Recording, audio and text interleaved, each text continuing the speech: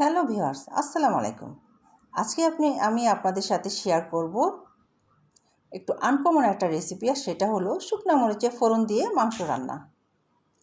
কি শুনেই ভাবতেছেন যে শুকনা মরিচের ফোড়ন দিয়ে আবার কীভাবে মাংস রান্না করা হয়? হ্যাঁ, আজকে আমি আপনাদের সাথে এই রেসিপিটা শেয়ার করব। খেতে কিন্তু দারুণ টেস্টি হয় এবং কালারটা এত সুন্দর আসে যা কিনা আপনারা রান্না না করলে বুঝতেই পারবেন না যে সত্যি এত সুন্দর কালার আসে এবং এত টেস্ট, অসাধারণ একটা টেস্ট। তো এখানে আমি গরুর মাংস নিয়েছি, 1.5 কেজি মতো গরুর মাংস নিয়েছি। এর সাথে আমি কিউব করা পেঁয়াজ দিয়ে দিলাম, দিব টমেটো, দিয়েছি লবণ। আপনারা মাংসের পরিমাণ অনুযায়ী মশলা দিবেন। এখানে দিয়েছি আমি 1 টেবিল চামচ রসুন বাটা, 1 টেবিল চামচ আদা বাটা, একদম ফুল ভর্তি করে কিন্তু চামচ ভর্তি করে আদা রসুন দিয়েছি। এখন দিচ্ছি কাঁচামরিচ, এখানে কিন্তু প্রায় হাফ কাপের মতো কাঁচামরিচ আছে, কাঁচামরিচ পেস্ট। এরপর আমি দিয়েছি জিরা বাটা, 2 টেবিল চামচ জিরা বাটা দিয়েছি। এখন দিচ্ছি ধনিয়া গুঁড়া, এরপর দিলাম আমি দারুচিনি গুঁড়া, এরপর দিচ্ছি আমি হলুদ গুঁড়া, 1.5 চা চামচ হলুদ গুঁড়া দিয়েছি। এখন দিয়ে দিলাম তেজপাতা, এরপর দিচ্ছি আমি টক দই। এটা কিন্তু আমার ঘরে বানানো দই, হোমমেড টক দই। আর এটার আজকে আরেকটা মূল উপাদান হচ্ছে সরিষা তেলে রান্না করা হবে। দিয়ে দিচ্ছি পরিমাণ মতো সরিষা তেল। সম্পূর্ণ সরিষা তেলে শুকনা মরিচের ফোড়ন দিয়ে আজকের এই রান্নাটা করব আমি, এবং এটা কিন্তু আমি হাতে মাখিয়ে নিব। এখন আমি হাতে মাখিয়ে নিচ্ছি। কাঁচামরিচ পেস্ট ফ্রিজে ছিল, সেজন্য এখনও পুরোপুরি নরম হয়নি, এতে সমস্যা নয়। আমি হাত দিয়ে ভালোভাবে ম্যারিনেট করে দিচ্ছি। আর এই রান্নাটা কিন্তু আপনারা চাইলে গরুর মাংস বা খাসির মাংস যে কোনোটা দিয়ে রান্না করতে পারেন। সেম প্রসেসে আপনারা এভাবে রান্না করে নেবেন, খেতে অসাধারণ টেস্ট হবে। একবার ট্রাই করে দেখবেন, আমার এই রেসিপিটা সত্যিই আপনাদের কাছে ভালো লাগবে।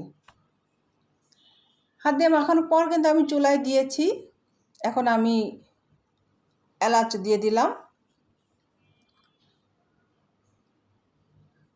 চুলায় দিয়ে দেওয়ার পর বলক উঠে আসছে আর বেশ পানি উঠে গেছে। কিন্তু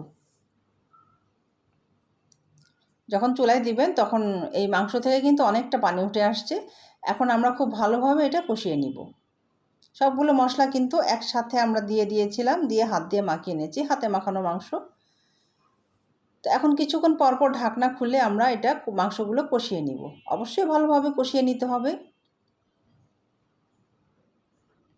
এখনও কিন্তু বেশ পানি আছে এবং কিছুটা সময় নিয়ে কিন্তু কষাবেন। আপনি যত ভালো করে কষাবেন এর টেস্ট কিন্তু তত বেশি হয়। অনেকে আছে খুব অল্প সময়ে কষিয়ে পানি দিয়ে দেয়, কিন্তু এটা একদমই করবেন না।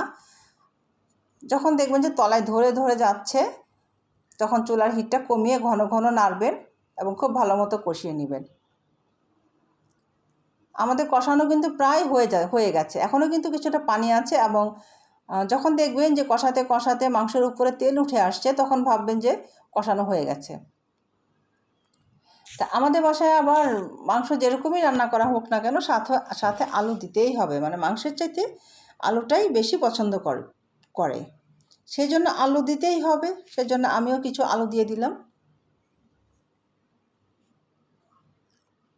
ছোটরা দেখা যায় যে মাংসর পরিবর্তে আলুটাই খুব বেশি পছন্দ করে থাকে। তা আলু দিয়ে কিন্তু আমি আবারও কষিয়ে নিব। আমাদের কিন্তু এখনও কষানো হয়নি, আমি বলেছি যে প্রায় কষানো হয়ে গেছে। তা আলু দিয়ে আমি আবার ঢেকে দিচ্ছি, ঢেকে আমরা কিছুটা সময় অপেক্ষা করব। তো কিছুক্ষণ পর আমি ঢাকনা খুললে আবার নেড়ে দিব। তলায় ধরে যাচ্ছে, এই জন্য কিন্তু এখন খুব ঘন ঘন নাড়তে হবে আমাদেরকে। ভালো করে কষানো হলে কিন্তু সবগুলো মশলা সুন্দর মতো মাংসের সাথে মিশে যায়, ভেতরে ঢুকে যায়, খেতে কিন্তু খুব ভালো লাগে, একদম মাংসের মধ্যে ঢুকবে ভালো মতো। এখন আমরা পানি দিয়ে দিচ্ছি, আর পানিটা কিন্তু অবশ্যই গরম পানি দিবেন। আমি গরম পানি দিয়েছি, সেজন্য কিন্তু দেওয়ার সাথে সাথে বলক উঠে গেছে। পানি দিয়ে আমি খুব ভালোভাবে নেড়ে দিব, যেন সব কিছু একসাথে ভালো মতো মিশে যায়। এবং এখন কিন্তু খুব বেশি পানি দিব না, কেননা মাংসের মধ্যে যে পানি উঠেছিল কষানোর সময়, তখনই কিন্তু আমাদের মাংসটা প্রায় 50% সিদ্ধ হয়ে গেছে। সেজন্য এখন আমি অল্প পানি দিয়েছি। তো কিছুক্ষণ পর ঢাকনা খুলে দেখলাম ফুললি বলক উঠে আসছে। এখন শুধুমাত্র আমরা সিদ্ধ হওয়ার জন্য অপেক্ষা করব। ঢেকে দিয়েছি।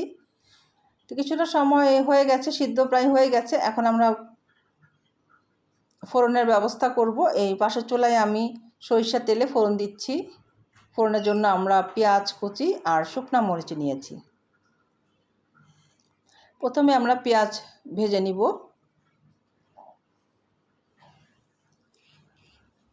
পেঁয়াজ কিছুটা সময় ভেজে নেওয়ার পর, মানে হালকা ভাজার পর আমরা শুকনো মরিচ দিয়ে দিব। শুকনো মরিচ দিয়ে দিলাম। শুকনো মরিচ দেওয়ার পর এখন আমরা লাল করে ভেজে নিব। অবশ্যই কিন্তু ফোড়নটা লাল লাল করে ভেজে নিতে হবে পেঁয়াজগুলো। এরপর দিব আমরা আস্ত জিরা। খুব অদ্ভুত শোনা যাচ্ছে, তাই না? আস্ত জিরা দিয়ে আবার ফোড়ন দেওয়া হচ্ছে, তাও আবার মাংসের মধ্যে।